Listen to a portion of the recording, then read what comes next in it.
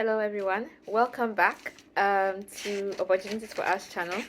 Today I'll be doing the part 2 and last part of preparing for your Chevening interview. If you missed last week's very insightful tip session, which were like 7 tips I gave, kindly head over to that video before you come here, because I had already begun to talk about some of the things that you need to look out for. And yeah, this is just a build up of that. And actually, this is like continuation, and these are like new tips. So you probably think, oh, she's not talking about this, but maybe I've already spoken about it. So just make sure you go and check that one out. So these tips are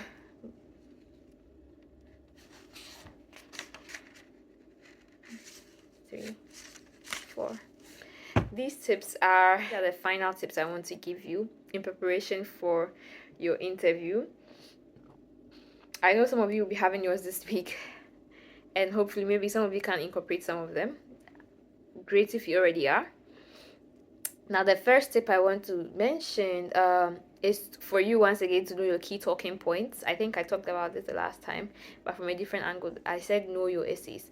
Key talking points are different from your essays because how you write an essay is different from how you speak. And one way to avoid like sound like a robot or like looking like you've memorized it is just to have like key points of your essays that you've rewritten in points that you can talk about, or a word that can help you trigger the conversation or the approach you want to use. And once again, I mentioned the common thread. The common thread should walk across all your experiences, your essays, and your future plans. So I use the example of somebody who is into food and nutrition, and I gave an example, a star example. You should watch the video, really you should. And you see that we get to see that this person is really focused on improving food and nutrition for young kids in their country, their home country. So that's really how you should go about it, something they can really remember you by. And we also talk about being memorable, of course, so that's also under that point. So that's the first point. Make sure you know your key talking points, what you want to focus on.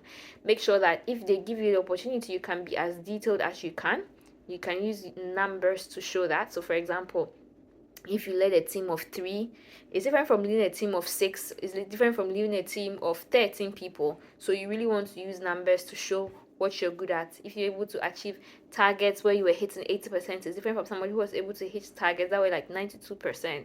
So you really want to be able to use numbers. You can even use numbers for figures. Maybe you help the company or your organization bring in revenue or cut loss, avoid losses, or maybe like $100,000. That's different from somebody who works in an NGO that they managed to bring in a grant worth $10,000. It doesn't mean that it's any less. By giving numbers helps to show your productivity and gives them a very clearer picture of what you're good at. So know your numbers, and that's all under know what you want to focus and talk about. Second thing I want to say, seek support. I will share a link to a video under this video of one Chevening scholar's post I saw on LinkedIn, and she shared a video where she recorded herself when she was practicing for her interviews. I think it will be very, very useful for you, and you really want to be able to try to do that. I mentioned that in the previous video that you should try and record yourself if you can, audio or video, and it helps you to be able to see all the things you're doing wrong and you need to correct. And you seek support. You can do this in group rehearsals. You can do that. It's good if you practice with other prospective applicants. Sometimes our desire is to just keep all our cards to our chest, but if you rehearse with other prospective applicants, somebody is pursuing a degree in law and you're doing a degree in electrical engineering, maybe they can point out to you that bro or sis, you're mentioning too many technical jargons in your delivery, which necessarily the interview panel might not know of, and you may not even realize, because that's your field, but they can point out to you because they are also going to have the opportunity to be interviewed, and they can see all of those kind of flaws. So that's a good thing of doing group rehearsal interviews with other prospective clients, candidates, sorry. So you get feedback from them, and then you get like valuable feedback and insights, and then you get encouragement and assurances from such people. even if it can't be another prospective candidate such as yourself, you can do that with another mentor, professional, or former alumni, yeah, or former scholar. And that's really 2 points in one: seeking support and then collaborating with the group interviews. Then the point 4 is to be passionate. Let your personality shine through. Let us feel your energy as you're feeling my energy through this video I'm sharing with you. You should be relaxed. You shouldn't feel uptight, it shouldn't feel like apprehensive. If you are, it will show, and it will be communicated through like the flow. I talked about the example where if a unique situation happens and you're late, just once you apologize and they say it's okay, and then like just continue. Don't need to keep apologizing or feeling bad, or let that energy from coming late to the interview get into the way of you having a successful interview. So I'm not saying be late for your interview. You should definitely not be late. But if it happens that you're late, you shouldn't, let that, affect the rest of the interview. Try and clear your mind and then just refresh yourself. And yeah, let your enthusiasm and your personality show through the interview. Let it shine.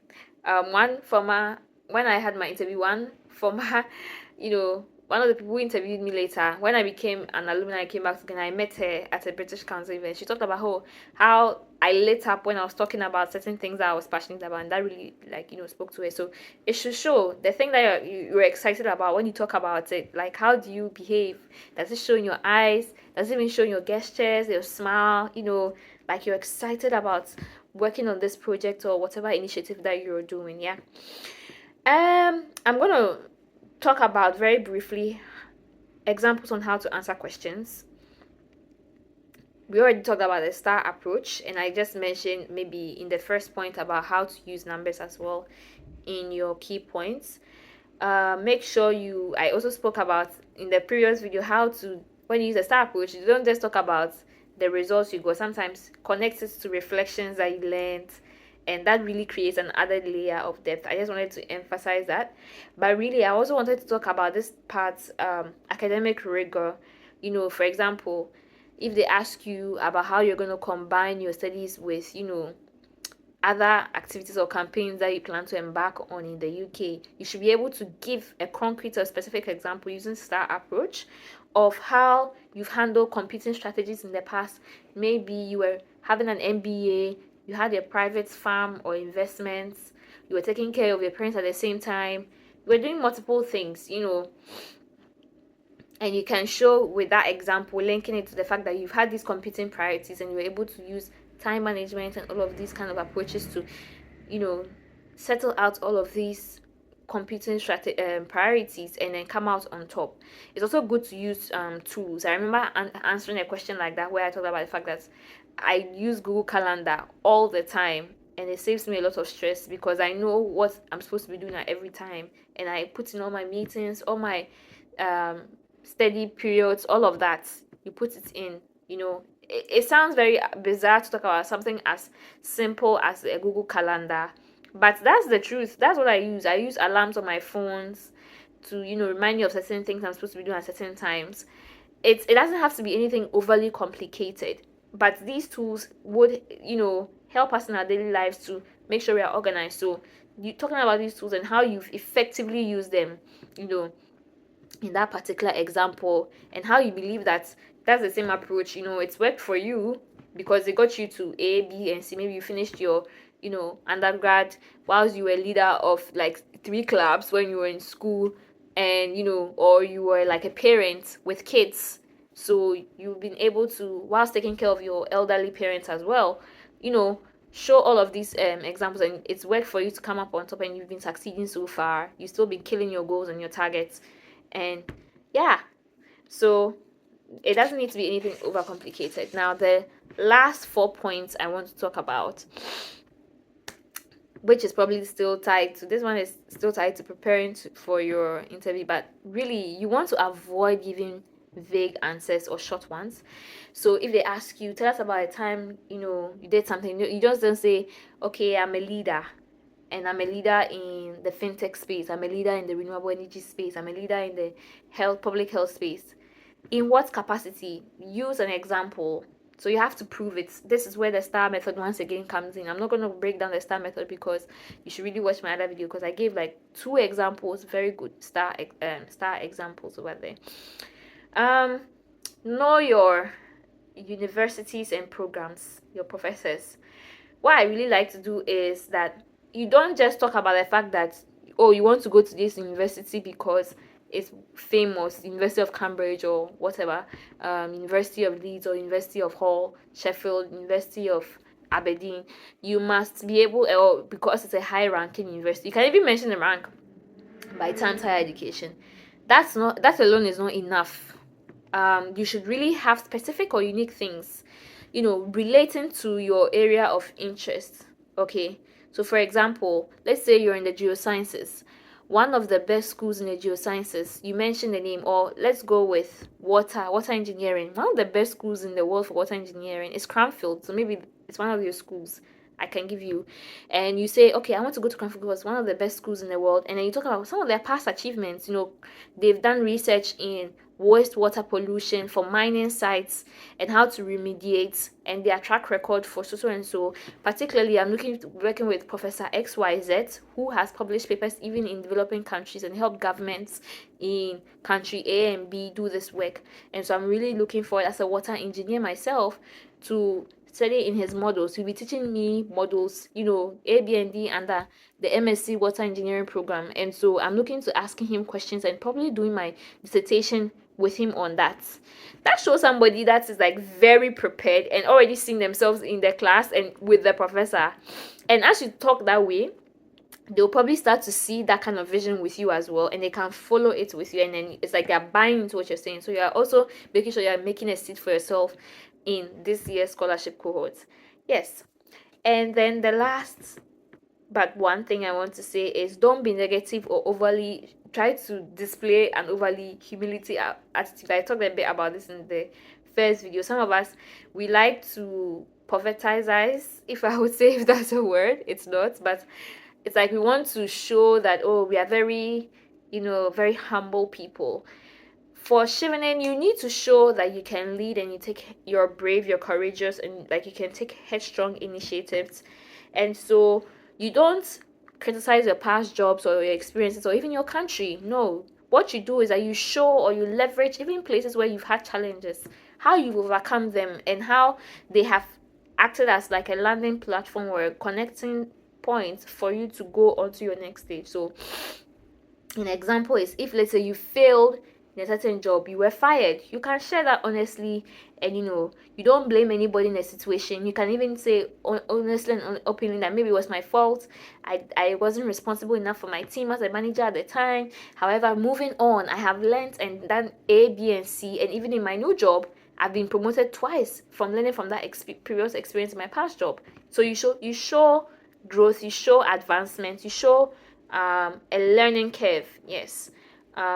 So you don't downplay your achievements as well in that regard. You don't say, oh, it's just something that you show very well with numbers and figures. As I said, if you're able to do that, that really gives you an edge of depicting your impact as well. And the last point I want to also talk about, I wanted to talk about this in the last video, but if I share all the goodies, will you come back to my channel? Anyway, so this last point is very important. You must ask a smart question at the end of this interview. At the end of your interview, they're going to ask you, do you have any questions for us? Never, ever, ever say no.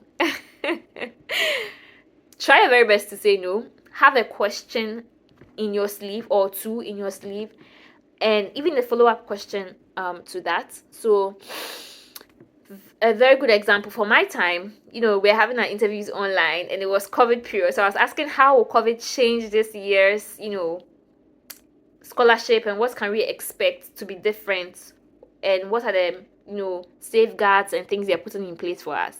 Well, now, for you, COVID is gone, but there are other questions you can ask concerning, for example, how Chevening is evolving. So Chevening was 40 years recently. So how is there going to be an evolution of that, of after the 40-year celebration? Is there anything you're thinking of doing new You can share something insightful that you read or you've researched upon.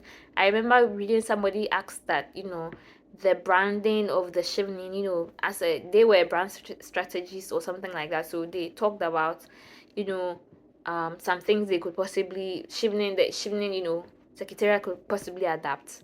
And they actually went on when they became an alumni to help work on that, which is like really cool.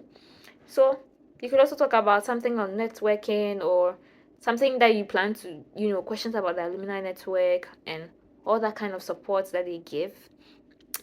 Maybe you read something about the mental health support system for the scholars in the UK that you want to find out more on. Maybe you're a disabled person, so you want to find out more information about stuff like that. For a person with special needs, take these opportunities and then you know ask a question. Never say no thank you. No, it's not good enough. Make sure you ask a question, so have that question up your sleeve with a follow-up question if need be.